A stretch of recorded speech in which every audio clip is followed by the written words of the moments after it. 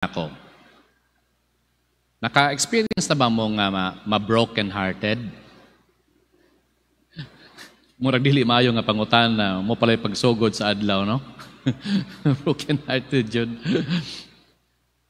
Kay numdum ko atong ngaging simana lang, gibisita ko og mga batanon, no? Mga friends. Unya, dunay usa sa maong grupo nga dili gyud siya sa iyang usual nga kanang bitang bubbly bitaw, no? Bubbly kanang di man kiat pero kanang alive ba? Alive. Unya talented nga bata, no? Maayo. Kung nga naon sa man ka, mura man kag kuan. Nawad-an. Ingon tang iyang mga barkada, broken-hearted na siya, father. Broken-hearted. Mo di ay lahi di ay ang wala day sa mood kay lagi broken-hearted. Mo bitaw na no kana bitawng ang broken-hearted wala mo ko ka-experience ana god.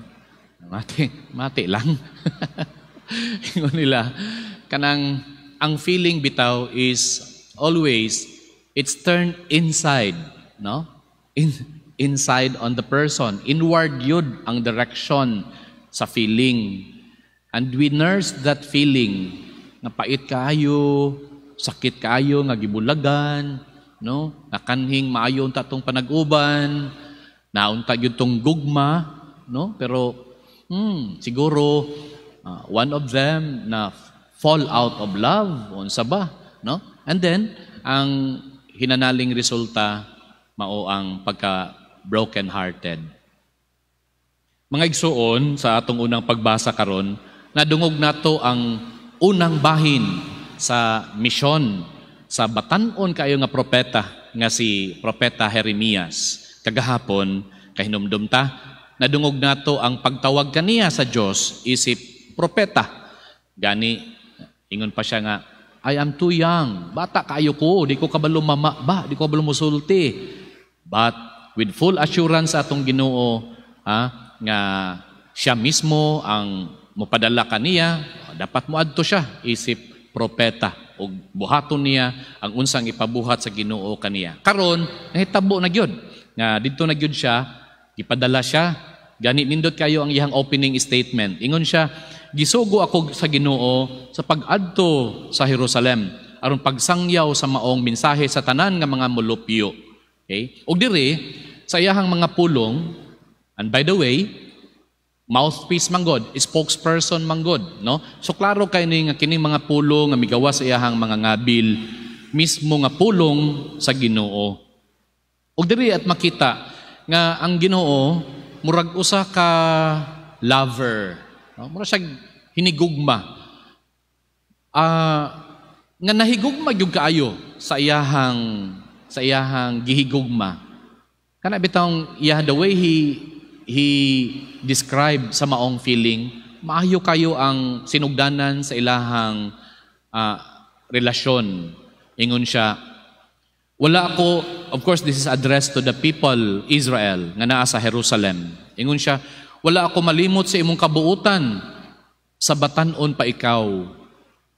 Ang English nga translation ani, mas lalom ang kahulugan. Ingon siya, I could remember well the devotion of your youth. No? Sa ato pa, sa ilahang panaghigugma ay, klaro kayo nga siya nahigugma sa iyahang sa Israel. Ang Israel usab, sa primero pa sa ilahang relationship, kanang grabe ka in love sa iyaha. Devotion God. No? Devotion God ang gigamit nga word sa English. Ingon siya, ug lunsay nga gugma mo kanako sa bag-o pa kitang naminyo, no? Kanang pure. Wala gyoy makaduha-duha kung unsa ba ni, no? Dula-dula lang ba ni or infatuation lang ba ni? Dili. Klaro jud kayo ang pagigugma sa Israel. Mao na nga iyahang yung gipangga pagayong Israel. Ingon siya, ako ikaw, o Israel. Ikaw ang labing maayo sa akong anihon. Israel is even kanang describe as kanang harvest, produce, no? Imagine ka, malipay ka sa nga imong giproduce. But kini, ang iyahang pag-describe niya sa Israel, the cream of the crop. No? Pinaka the best among sa iyahang produce. So you see, nga nindot yung kayo ang iyahang, dabi good siya ka in love sa Israel.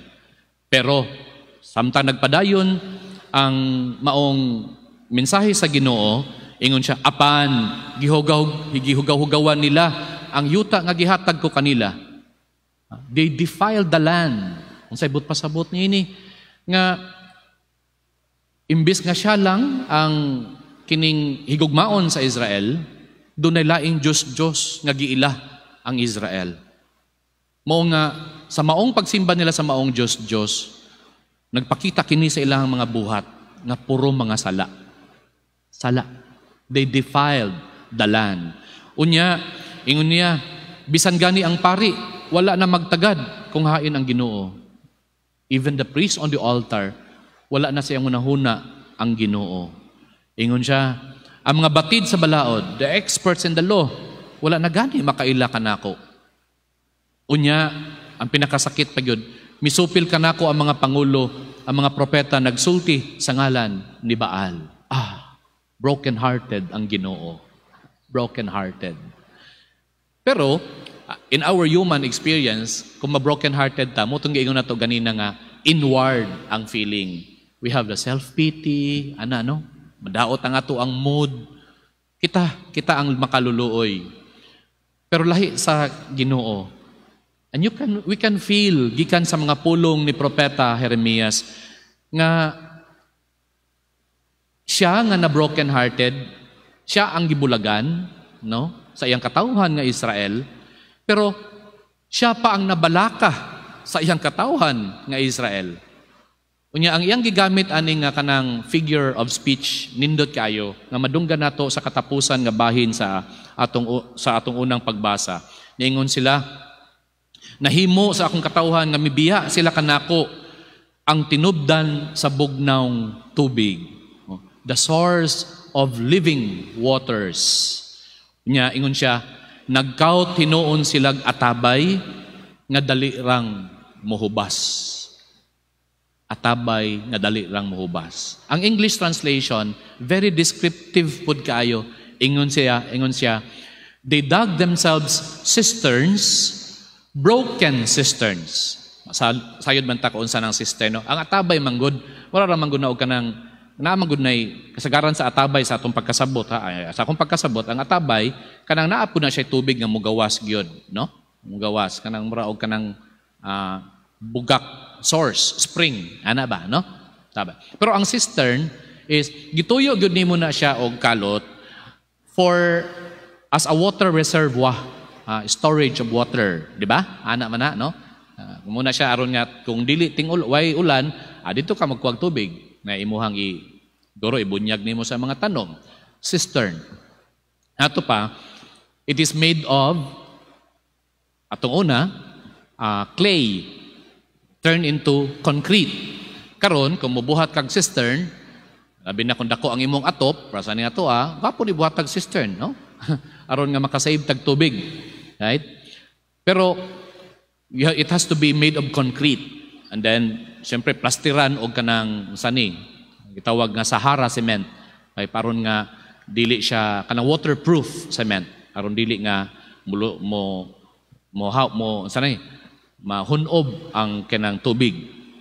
Pero diri, ang description is broken cistern. Broken cistern. Sa ato pa, bisan pagkusog kang ulan, nga unta makatigom ka og tubig, wala gyapoy tubig ang imong atabay, ang imong cistern. That is the end result of kanang pagluib, of Israel. The infidelity of Israel has turned themselves into, imbis nga bugnawng tubig, the source of living water, ang nahitabo noon, kauhaw. Walay tubig. Nindot kayo nga kanang description of how it is that God Himself becomes so worried. Siya pang nabalaka sa Israel. Of course, without water, without living water, mamatay ang Israel. Ang mga igsoon nindot kay ni nga ato ang pamalandungan kung unsa gyud ay kalalom ang gugma sa Ginoo. Bulagan man nato siya pagay mabulaka. Nganuman kay nasayod siya nga di ta magsilbi, di ta pwede, di ta mabuhi kung wala siya. Siguro nindot kayo nga atong pangayoon sa Ginoo, ato ang pagampo nga siguro sa matag adlaw, buhatag mga desisyon, imo na to kini nga masiguro nga dili ta mahibulag kaniya. Amen.